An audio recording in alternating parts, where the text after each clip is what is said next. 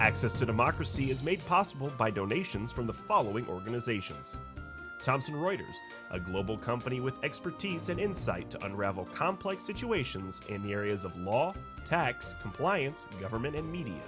Their worldwide network of journalists and editors keep customers up to speed on relevant global events. Crutchfield Dermatology, a full-service treatment center and Medi-Spa in Eagan. Their goal is to help you look good and feel great with beautiful skin. With service built around courtesy, dignity, and respect, Mayo-trained Dr. Charles Crutchfield personally treats each patient and is acknowledged as one of the nation's best physicians.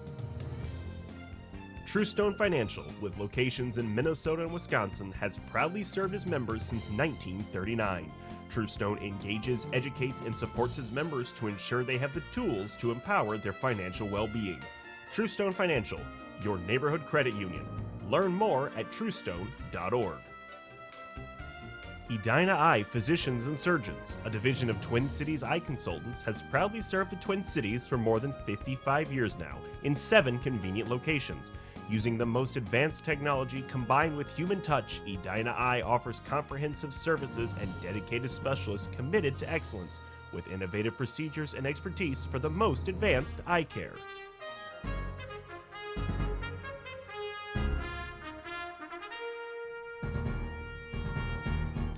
And welcome to Access to Democracy. Alan Miller with you, and we have a first-time guest today. Not a first-time guest from the organization he's with, Major General Shawn Manke of the Minnesota National Guard, and welcome. Alan, thank you for having me today. I appreciate it. No, it's really a pleasure. I learned so much from this year's annual report, and in fact, I'm looking here at the annual report, and we have our first female state command chief, among other things. How the Guard has changed over the years, even since you certainly have joined the Guard, and you came in from the Army as a captain. Yes, sir. And let's talk about that. Yeah, so I'm happy Command Chief Lisa Erickson is the first female Command Chief of the Minnesota National Guard, and just a great airman. You know, we are trying to diversify the force more. You know, I'm happy to say on the female side, we've got a few general officers in our formation. We got some command sergeant majors in our formation that are female. And I think over the last 10 to 15 years, really initiatives set in place by my predecessors, you know, General Nash and General Jensen, and I'm kind of reaping the seeds that they planted a while ago, but it makes our organization better. You know, if you're in a room of like-minded people, you probably get the like-minded answer. If you're in a diverse room, you get more input and probably a better solution oftentimes. And our democracy is, our demographics in the state are changing, you know, significantly as we move forward, and we really want to have an organization that represents the communities that we live in. So diversity and inclusion is an important part of our people first strategy. And really maintaining our democracy. As we look around the world now, we realize how important that is. I don't think it's ever been as important as it is perhaps this year again, where we see people from all sides, and we look around at other nations. We have to realize how fortunate we are and how we have to work to maintain what we have here, because it's unique. Yeah, it's absolutely. It's an experiment, but you know, it's 244 years Right. or 45 years now, and we have to maintain it.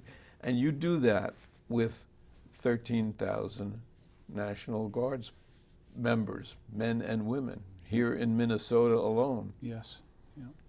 Yeah, we've got, you know, on the Army side, we've got about 10,800 soldiers, and then on the air side, we got about a little over 2,200 airmen that serve in our 2 operational flying wings, one here in Minneapolis, St. Paul, over at the airport, and then one up in Duluth at the airport, based in Duluth up there. And as we were talking before we went on the air, one of the things that's really most famous about the Minnesota National Guard is the Red Bulls. Absolutely, an extremely historic division. The longest division, the most number of combat days served during World War II, and then the legacy has continued. Many of our units deploy overseas. In Iraq, we had the 1st Brigade, the long deployment, the longest deployment of any brigade combat team during Operation Iraqi Freedom. And then, of course, our aviation brigade and our division headquarters and all elements within that organization continue to set the bar across the entire Army, for that matter, not only the National Guard. But we're blessed to have that organization, and we're blessed to have the quality of soldiers in the 34th Infantry Division and the rest of the Minnesota National Guard. Now, I've been reading that recruitment is down somewhat. Is that so?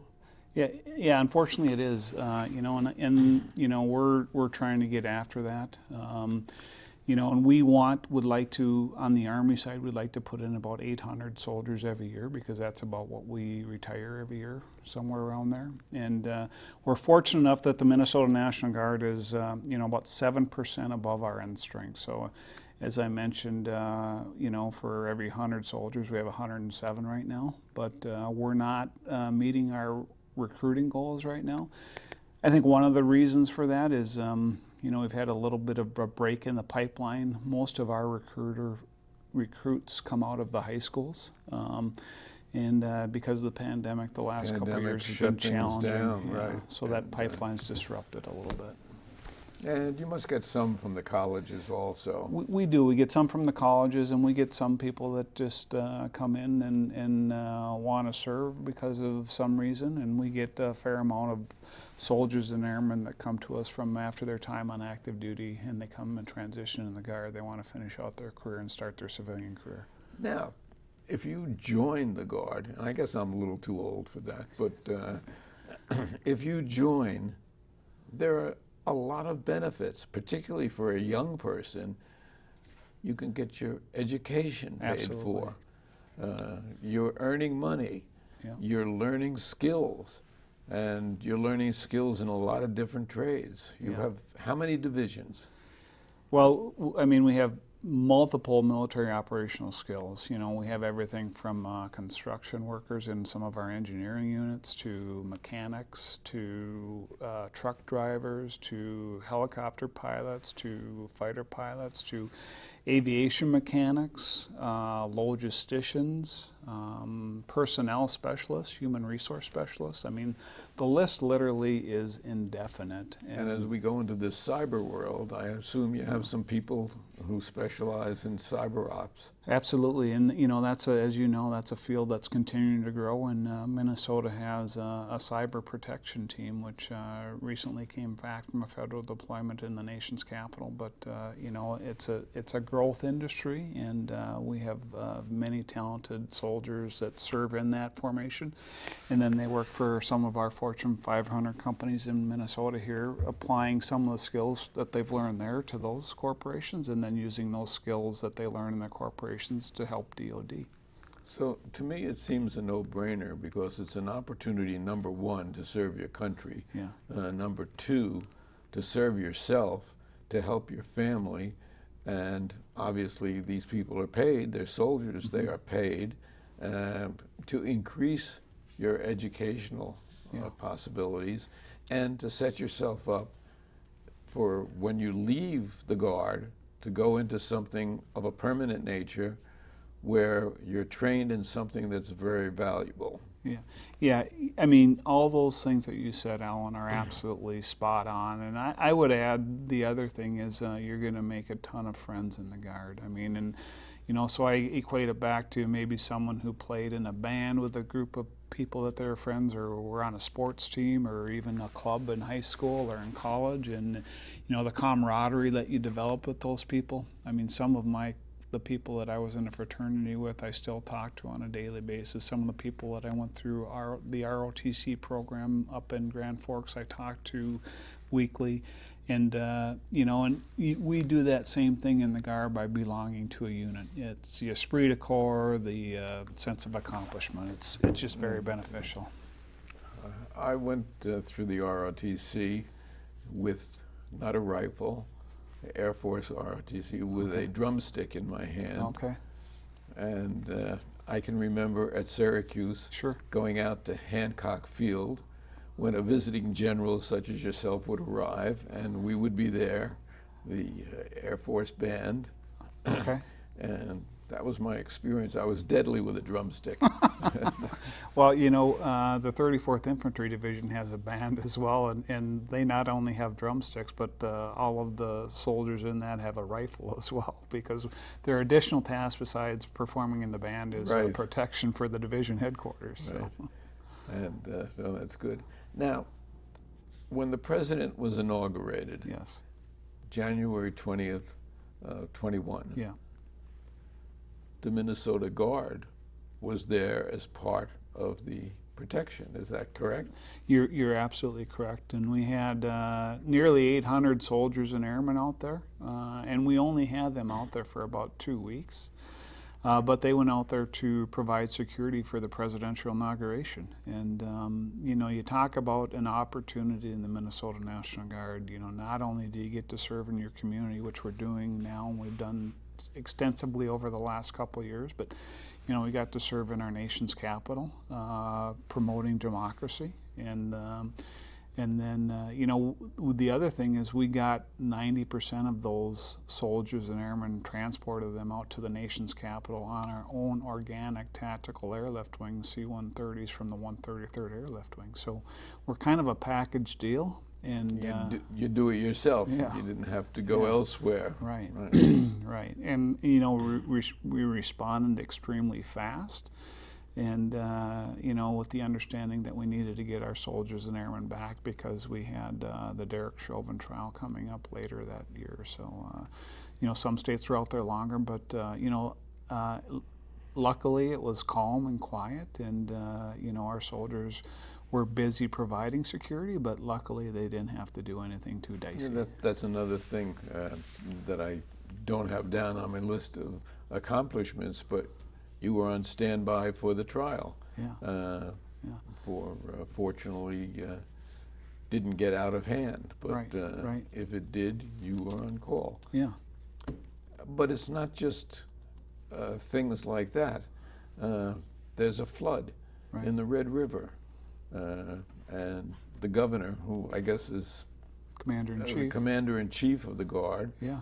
governor calls upon the Guard to go up and help fight the flood. Yeah. And you've got people up there right now, Yeah. right? Yeah, we do. We you know, we got I got a phone call Saturday night late, and within you know, the rain hit the northwest part of the state, and I don't think we were tracking that much rain. And then so it's kind of a warning order, so we alerted a unit, and then Sunday morning we got the call and said, hey, we need you in Crookston. And fortunately we had, you know, done some preliminary planning, and we had 50 soldiers in Crookston by 2:30, 3 o'clock that afternoon, helping the local incident commander there. And fortunately the water went down, but we still have, we got a smaller contingent in Oslo, you know, which is up further north on the Red River, providing surveillance of the dikes, and then the highway that goes into Oslo is close, so we're providing emergency evacuation transportation through some of our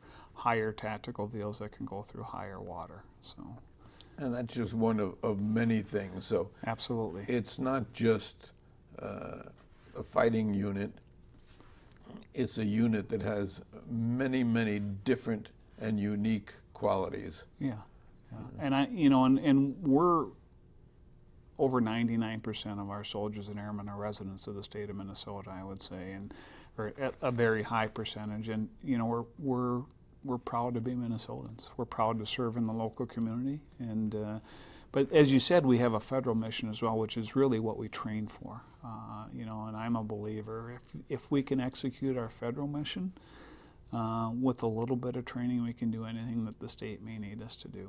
And so we focus on that federal training for our federal mission, which we've been very active. You know, we're a strategic reserve for both the Air Force and the Army. Well, the Second Amendment talks about a militia, Mm-hmm. and in effect, the National Guard is the state militia. Yes. Yeah. And there's a lot of dispute about just how far the Second Amendment goes in terms of weapons and things like that. But you are the militia, and your duties are manifold in that regard. Yeah, and we have, we're unique in that we're the Minnesota National Guard. When we're in a state status or a Title 32 status, the governor is the commander-in-chief. And then, when we go on a Title 10 mission, so a federal mobilization, then the president is the commander-in-chief. And, we are resourced and funded primarily by the federal government for that federal mission. But, if the governor needs us for a state active duty mission, the flooding, as we just talked about, then he has the authority to do that, and that comes from state funds. Well, let's talk about your background. Sure. You first were in the ROTC in college. Yes. And where did you go from there? So I left the University of North Dakota in 1991 and went into the active Army as an Army aviation, a UH-60 pilot. Was fortunate enough I was stationed in Germany for 3 years. During that time, the unit that I was in deployed multiple times in northern Iraq, supporting Operation Provide Comfort, when Saddam was going north and killing the Kurds after the Gulf War. And then I left Germany. Known as Desert Storm at one point. It was Desert Storm, and then... I was over there actually as a correspondent, and spent 17 days in Israel as a correspondent during Desert Storm. And I met some American guardsmen who were there, but they weren't there because we officially weren't there. Sure. Teaching Israelis how to work Patriot missiles. Sure, absolutely. Yeah. And flew over on a plane with them. They had T-shirts on that said Israel Defense Force. And I said, how do you have an accent, a southern accent? And he's from the Kentucky side of Israel. And, but that's just another instance of the Guard. So from there, where did you go? So I came back from Germany, and then I was in Fort Hood for 3 years.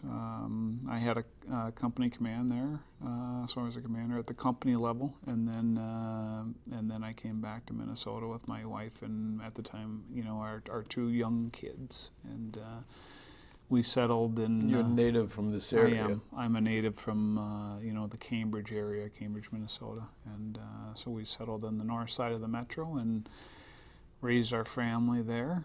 And, I had about a 3-year break in service before I came into the Guard. But the reason I came into the Guard is, the camaraderie of working with quality people, which the Guard has, in the sense of serving. And I missed it. And, the Guard and the Army have given me way more than I've ever given them, and just opportunity after opportunity, and I'm fortunate. Having spoken to some of the people who work with you, I think I can take exception to that. They seem to think that you have given a lot to this command. We have tremendous people, and it's a privilege and an honor to serve as their adjutant general. So. Now, in days of yore, that's when I was younger, the Guard was an all-male outfit. Yeah. How has that changed? Well, I would say on the,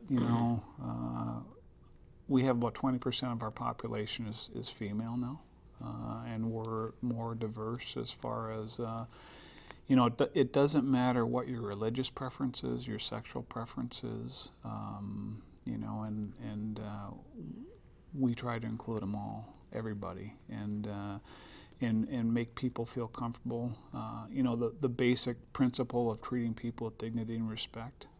We could do that in our society right now. Yeah. Yes.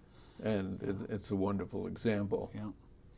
And we have our challenges, and we can do better on certain things, but that's a fundamental thing, and we're having more and more opportunities for people of color and women, and trying to make, as I said, a representation of the society that we live in. And we're an organization that you can't just come in as a general officer, so you have to come in as a lieutenant or a junior enlisted and kind of work your way up. And that's why I say retention is very important, that we retain diverse people, so that with Command Chief Erickson as an example, other young airmen can see that, hey, I'm a female. I can be a command chief one day if I work hard. And it's not only good for ego, but for prestige. Yes. And there is so much. For instance, we are still in, I guess, the tail end of the pandemic, or maybe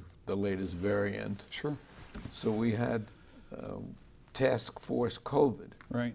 And it called upon the Minnesota National Guard. What did you have to do there? Well, we had about 700 of our soldiers and airmen, and we sent a lot of them to certified nursing care training, or certified nursing assistant training, partnering with Minnesota Department of Education. And then we were in 37 long-term care facilities and 4 transitional care facilities. And we operated 9 testing facilities, testing over 160,000 Minnesotans for COVID, and then we supported nine of our armories. We supported contractor testing for the COVID. I mean, if you remember, during the height of the Omicron wave, it was pretty hard to get a test. Yes, indeed. And so we were, trying to alleviate that some of that friction and provide those resources. The thing the Guard can do is we can respond pretty quickly, as evidenced by the COVID pandemic and as evidenced as the flooding that you've seen. But and the same holds true for wildfires also. Yes, yeah. We had 2 aircraft up in Warroad, and then they were on the North Shore vicinity of Isabella last spring. If you remember that, and then we have this other thing in the Guards called the Emergency Mutual Aid Compact. There was multiple fires on the West Coast, and we sent an aircraft and crew members and support personnel to the state of Washington to support wildfires out there. And at times, the Guard actually goes overseas. Absolutely.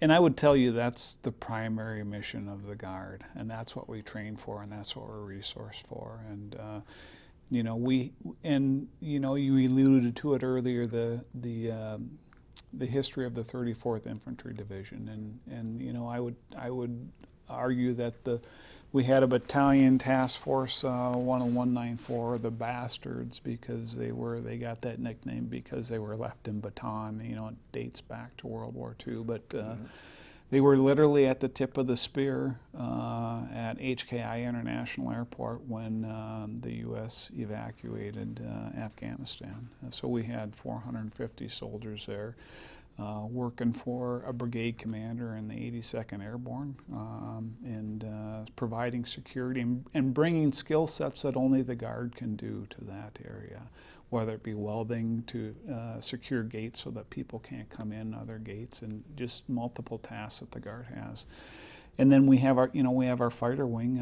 They have up in Duluth. There's a significant number of them that are deployed to the CENTCOM area of responsibility right now, providing support over there. So I would say that's what we're funded for, and that's what we should train for. But we can also serve here in the state and serve in our nation when needed. Now, do I understand that there was some training of the Russian army in years past, or something about transcripts before Ukraine, the disaster of Ukraine, actually occurred? Yeah, I don't know, Alan. I'm not tracking that. I mean, not by the Minnesota National Guard. Good. I don't think. Good. Yeah.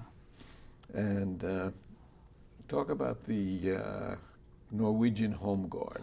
Yeah. So the Minnesota National Guard has the longest reciprocal troop exchange throughout the Department of Defense with Norway, where this is the 49th year of the reciprocal troop exchange.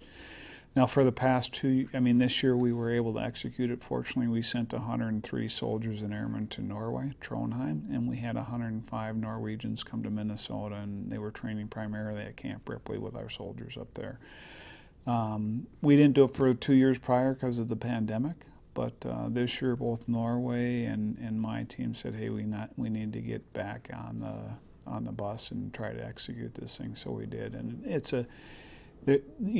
we've got a huge, Minnesota's got a huge Norwegian population, and Norway's a great country, and they bat well above their weight in NATO when you look at their population to what they contribute to NATO, and we're just honored and privileged to be part of that relationship where we get to send soldiers over there, and they get to send their service members here. And you mentioned Camp Ripley. Yes. And Camp Ripley, in and of itself, is rather unique. It is. It's an incredible training facility, and we should mention that the Guard has to train on a regular basis.